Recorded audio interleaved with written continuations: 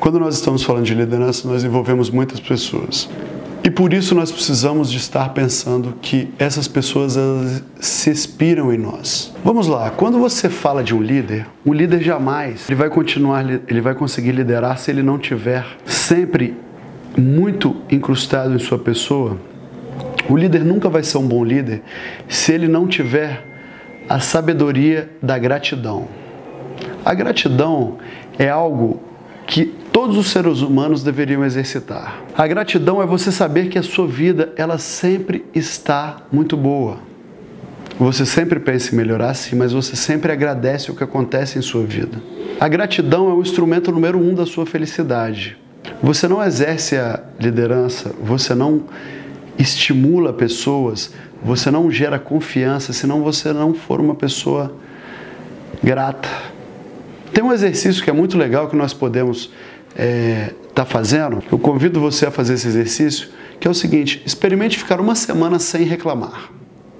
É isso mesmo, ficar uma semana sem reclamar. Isso, ao primeiro momento, pode parecer difícil. Você vai ficar 5 horas pensando sempre naquilo e não reclamar, e de repente você toma uma fechada no trânsito e você reclama.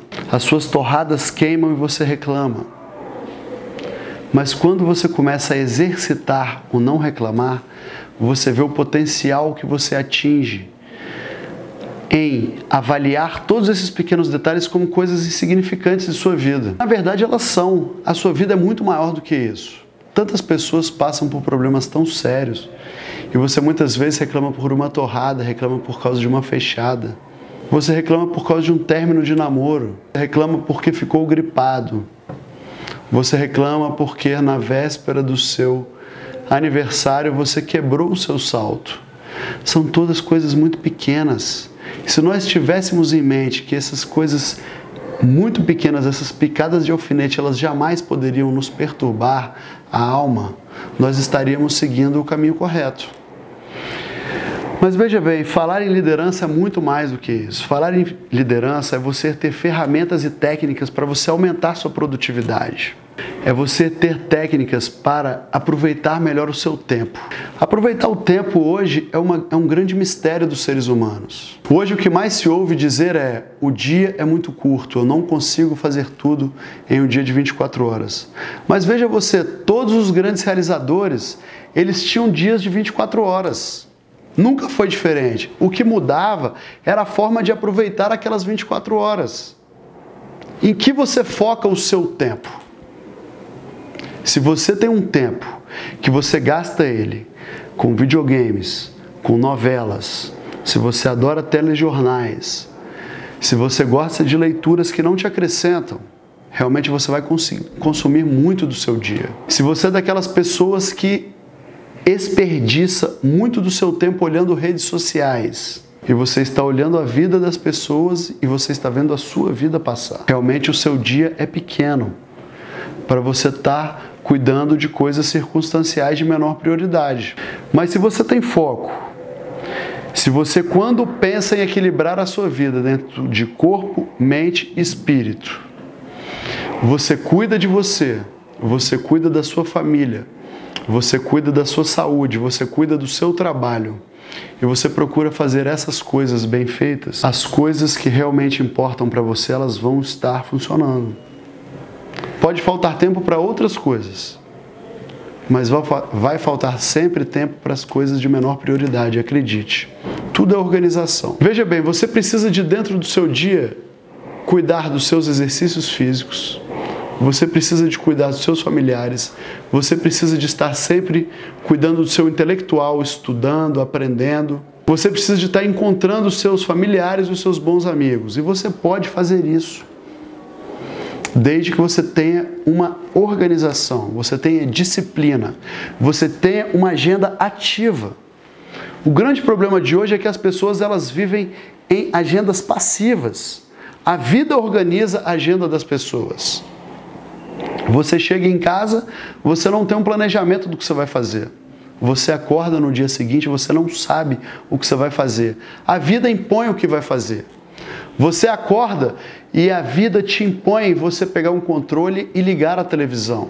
E a vida te impõe uma zona de conforto que ali você fica grudado na cama vendo televisão. Depois você vai tomar banho e você toma um banho demorado. Depois o que você vai fazer? Talvez olhar o WhatsApp, redes sociais. E quando você vê, a sua manhã acabou e você não produziu. Agora, as pessoas que trabalham com agenda ativa, essas pessoas, elas se planejam. Elas acordam, elas já sabem o que elas vão fazer às 7 da manhã. Elas já sabem o que elas vão fazer às 8. Elas têm uma programação de todas as semanas. Pode ser às segundas-feiras à noite, pode ser às terças-feiras no almoço, mas elas têm um dia reservado para os seus familiares. E ela tem aquele dia de encontro dos seus bons amigos. E quando você tem uma organização, você vê que tudo flui e não falta tempo para fazer o que é importante, que é o seu trabalho, cuidar da sua saúde. Por quê? Porque a sua vida está organizada. Você tem horas de trabalho. Por quê? Porque você tem um planejamento de trabalho. Você tem uma tarefa de alta prioridade, depois você tem outra tarefa de alta prioridade, e ao fim do dia você deixa aquelas coisas de menor prioridade. E as pessoas altamente produtivas, elas não gostam de deixar as coisas para outro dia. Elas gostam de pegar e encerrar o que elas estão fazendo. Essa é uma grande briga do século XXI. O aproveitamento do tempo.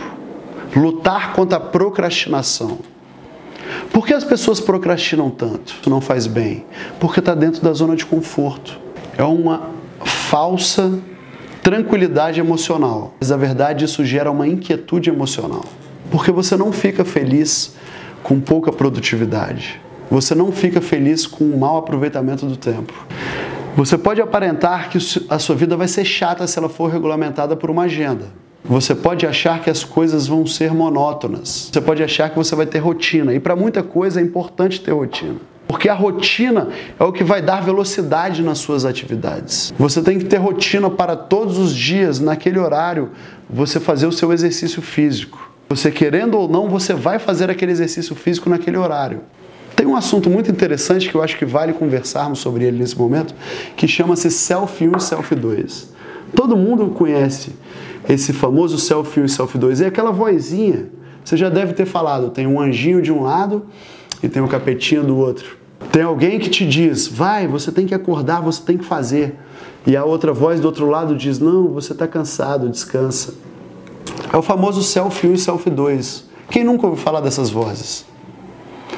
Quando você é regido pelo Selfie 1, essa voz que te atrapalha, essa voz que sempre que você tem um planejamento e você quer seguir, e ela sempre te autossabota, você tem uma vida de pouca efetividade. Você tem uma vida infeliz, porque você não executa as coisas que você gostaria de executar. Você não planeja. Você não segue o planejado. E o que é isso? Isso é nada mais, nada menos do que uma falta de decisão. O Selfie 2 nada mais é do que aquela coragem que tanto falam. A atitude, a ação. Por que o coaching hoje ele está tão em alta? Para aqueles bons coaches, para aqueles realmente preparados. Porque o coach ele trabalha com atitude, com ação. E isso é o segredo da vida. Os grandes homens, todos os grandes realizadores, eles eram homens de atitude, homens de ação. Hoje não se procura os melhores currículos, aquelas pessoas com QI mais alto. Hoje, o que está na moda é exatamente o controle emocional. Pessoas de atitude, pessoas de ação. Por quê? Porque essas pessoas vão conseguir realizar. Vão ser as pessoas que efetivamente vão ter resultados. São as pessoas que ouvem o seu Selfie 2. Quando o seu Selfie 1 tenta te atrapalhar, te sabotar, você tem a atitude para seguir de acordo com o que é o seu planejamento, o seu programado, o seu Selfie 2.